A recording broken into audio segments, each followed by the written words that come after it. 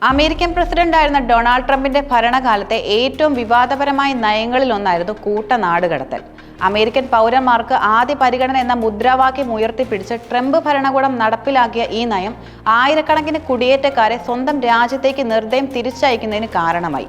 ഈ നയത്തിന്റെ മനുഷ്യത്വമില്ലാത്ത മുഖം വെളിപ്പെടുത്തുന്നതാണ്. എൽ സാൽവഡോറിലെ കുപ്രസിദ്ധമായ സെക്കോഡ് ജയിലിൽ നടന്ന ക്രൂരമായ മനുഷ്യാവകാശ ലംഘനങ്ങളെക്കുറിച്ചുള്ള ഏറ്റവും പുതിയ റിപ്പോർട്ടുകൾ. ട്രംപിന്റെ നാടുകടത്തൽ നയങ്ങൾ അദ്ദേഹത്തിന്റെ മഗ അജണ്ടയുടെ ഒരു പ്രധാന ഭാഗമായിരുന്നു. അനധികൃത കുടിയേറ്റക്കാരെയും കുറ്റകൃത്യങ്ങളിൽ ഏർപ്പെട്ടവരെയും രാജ്യത്ത് നിന്ന് പുറത്താക്കുന്നതിലൂടെ അമേരിക്കയുടെ അതിർത്തികൾ സുരക്ഷിതമാക്കുക എന്നതാണ് ഈ നയത്തിന്റെ ലക്ഷ്യമെന്നായിരുന്നു ട്രംപ് വാദിച്ചത്. ഇത് അദ്ദേഹത്തിന്റെ അനുയായികൾക്കിടയിലും വലിയ സ്വീകാര്യത നേടി. എന്നാൽ ഈ നയങ്ങൾ പലപ്പോഴും യാതൊരു മാനദണ്ഡങ്ങളും ഇല്ലാതെയാണ് നടപ്പിലാക്കപ്പെട്ടത്. പ്രത്യേകിച്ച് ലാറ്റിൻ അമേരിക്കൻ രാജ്യങ്ങളിൽ നിന്നും ആഫ്രിക്കൻ രാജ്യങ്ങളിൽ നിന്നുമുള്ള കുടിയേറ്റക്കാരെയാണ് ട്രംപ് ഭരണകൂടം പ്രധാനമായും ലക്ഷ്യമിട്ടത്. കുടിയേറ്റക്കാരെ അമേരിക്കയുടെ ഡംപിംഗ് ഗ്രൗണ്ടുകളായി മാറ്റുന്നെന്ന വിമർശനങ്ങൾ ഉയർന്നു വന്നത് ഈ നയങ്ങളുടെ പശ്ചാത്തലത്തിലായിരുന്നു. മനുഷ്യന്റെ അടിസ്ഥാന അവകാശങ്ങൾ പോലും ലംഘിച്ചുകൊണ്ടുള്ള ഈ നയങ്ങൾ ലോകമെമ്പാടുമുള്ള മനുഷ്യാവകാശ പ്രവർത്തകരിലും ആശങ്കയുയർത്തി. ഈ പശ്ചാത്തലത്തിലാണ് എൽ സാൽവഡോറിലെ സെക്കോഡ് ജയിൽ വാർത്തകളിൽ ഇടം നേടുന്നത്. എൽ സാൽവഡോർ പ്രസിഡന്റ് നൈക് ബുക്കേലെ രാജ്യത്തിന്റെ കുറ്റകൃത്യങ്ങൾക്കെതിരെ സ്വീകരിച്ച കർശന നിലപാടുകളുടെ പ്രതീകമായിട്ടാണ് ഈ ജയിൽ നിർമ്മിക്കപ്പെട്ടത്. രാജ്യത്തെ ഏറ്റവും അപകടകാരികളായ ഗുണ്ടാ സംഘങ്ങളെ തടവിലാക്കാൻ വേണ്ടി centre for the confinement of terrorism എന്ന ഔദ്യോഗികമായി അറിയപ്പെടുന്നു. ലാറ്റിൻ അമേരിക്കയിലെ ഏറ്റവും വലിയ ജയിലുകളിൽ ഒന്നാണിത്. എന്നാൽ ഈ ജയിലിന്റെ മതിലുകൾക്കുള്ളിൽ എന്താണ് നടക്കുന്നത് എന്നതിനെക്കുറിച്ച് വളരെ കുറഞ്ഞ വിവരങ്ങൾ മാത്രമേ പുറത്തുവിട്ടിട്ടുള്ളൂ. ഈ ദുരൂഹതകൾക്കിടയിലാണ് ട്രംപിന്റെ നാടുകടത്തൽ നയത്തിന്റെ ഭാഗമായി ഇവിടെ എത്തിയ വെനിസ്വേലൻ അഭയാർത്ഥികൾ തങ്ങൾ നേരിട്ട ദുരിതങ്ങളെക്കുറിച്ച് വെളിപ്പെടുത്തിയത്.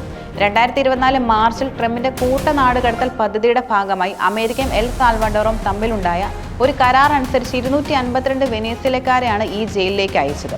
ഇവർ അമേരിക്കയിൽ വിവിധ ജോലികൾ ചെയ്തിരുന്നവരും ചിലർ നിയമപരമായും അല്ലാതെയും അവിടെ പ്രവേശിച്ചവരുമാണ്. ഇവരെ ഗുണ്ടാ സംഘങ്ങളുമായി ബന്ധമുണ്ടെന്ന് ആരോപിച്ച് നാട് കടത്തുകയായിരുന്നു. എന്നാൽ ഈ ആരോപണങ്ങളെല്ലാം ഈ വെനസ്വേലൻ പൗരന്മാർ നിഷേധിക്കുന്നു. തങ്ങൾക്കെതിരെ എന്തുകൊണ്ടാണ് കുറ്റം ചുമത്തിയതെന്നോ അത് ചോദ്യം ചെയ്യാനുള്ള അവസരമോ അവർക്ക് ലഭിച്ചില്ല.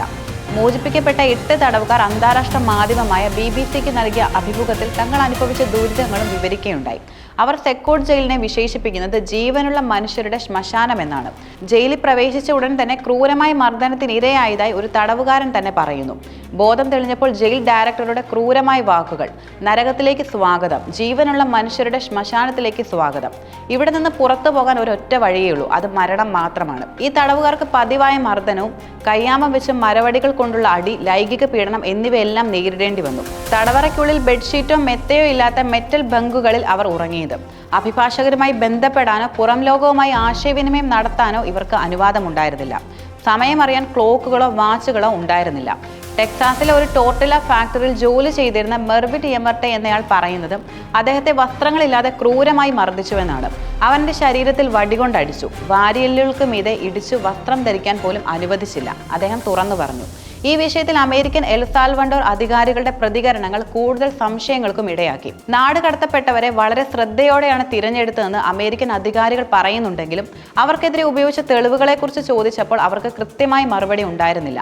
ശരീരത്തിലെ ടാറ്റുകളാണ് ഇവർ ഗുണ്ടാബന്ധങ്ങൾ ഉണ്ടെന്ന് സംശയിക്കാൻ കാരണമെന്ന് അമേരിക്കൻ അധികാരികളും വാദിക്കുന്നു. എന്നാൽ ഇത് വസ്തുതാവിരുദ്ധമാണെന്ന് മനുഷ്യാവകാശ പ്രവർത്തകർ ചൂണ്ടിക്കാട്ടുന്നുണ്ട്. ഒരു വ്യക്തിയുടെ ശരീരത്തിലെ ടാറ്റുകൾ മാത്രം നോക്കി അയാൾ കുറ്റവാളിയാണെന്ന് തീരുമാനിക്കുന്നത് മനുഷ്യാവകാശ ലംഘനമാണ്. അതേസമയം ഈ പീഡനങ്ങളെക്കുറിച്ച് എൽ സാൽവഡോർ സർക്കാരിനോട് മാധ്യമങ്ങൾ പ്രതികരണം തേടിയെങ്കിലും ഔദ്യോഗികമായി ഒരു മറുപടിയും ലഭിച്ചില്ലെന്നാണ് റിപ്പോർട്ടുകൾ സൂചിപ്പിക്കുന്നത്. ഈ സംഭവങ്ങൾ മനുഷ്യാവകാശ പ്രവർത്തനങ്ങൾക്കിടയിൽ വലിയ ആശങ്കകളും ഉയർത്തിയിട്ടുണ്ട്. എന്താണ് തങ്ങൾ ചെയ്ത തെറ്റെന്ന് പോലും അറിയാൻ കഴിയാതെ ജയിലിൽ നരകിക്കേണ്ടി വരുന്ന ജനങ്ങളുടെ ദുരവസ്ഥയാണ് ഈ റിപ്പോർട്ടുകളിലൂടെ പുറത്തു വരുന്നത്.